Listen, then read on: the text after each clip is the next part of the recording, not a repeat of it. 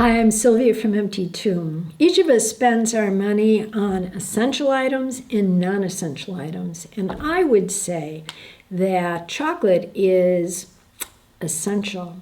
And I don't think I'm alone in that opinion. We here in the U.S. spent close to $30 billion on chocolate in 2018. I did not marry my husband, John, because his mother was a chocolatier, but it was a bonus. She was even included in this 1979 book from Putnam's.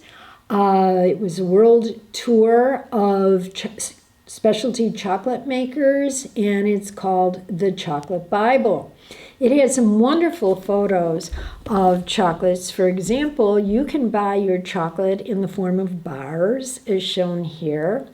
Of course, you also have your milk chocolate, dark chocolate, white chocolate, and chocolatiers make specialty items like these. Here is a photo of John's mother's candy box. She did do hand-dipped chocolates and sold them by the pound. She also covered potato chips in chocolate, and she would make these incredible boxes out of milk chocolate and put filled chocolates inside, put a chocolate lid on it, and ship them all over the world. I remember one visit to John's mother's house, and the first floor of the house was dedicated to making her chocolate specialties. We stayed upstairs on the second floor.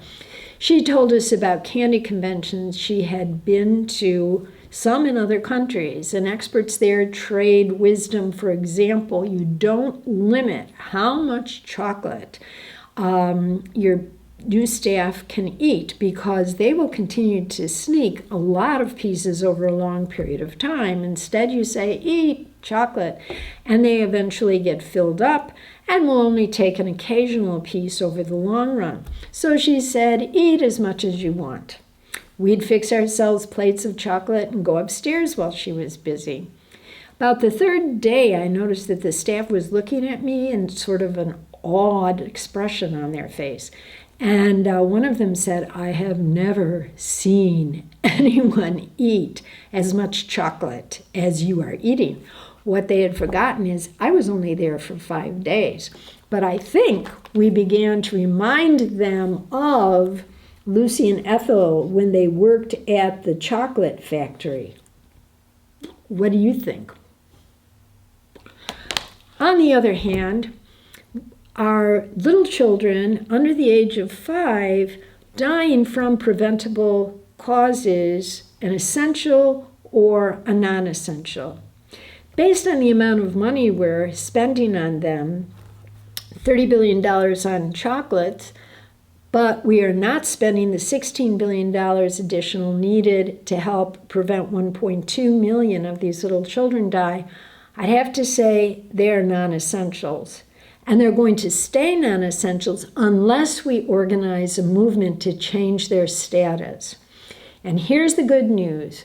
We have designed Mission Match for lots of people to give $50 a year to Mission Match, pool that money, and that pooled money is the source of funds offered to churches to match their money to do projects in Jesus' name to help these little children.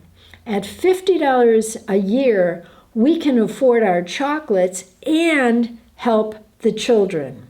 So donate $50 for this year to Mission Match right now. Share this video. Encourage your friends to give. Maybe reward them with a piece of chocolate. Remember, it really is chocolate and children.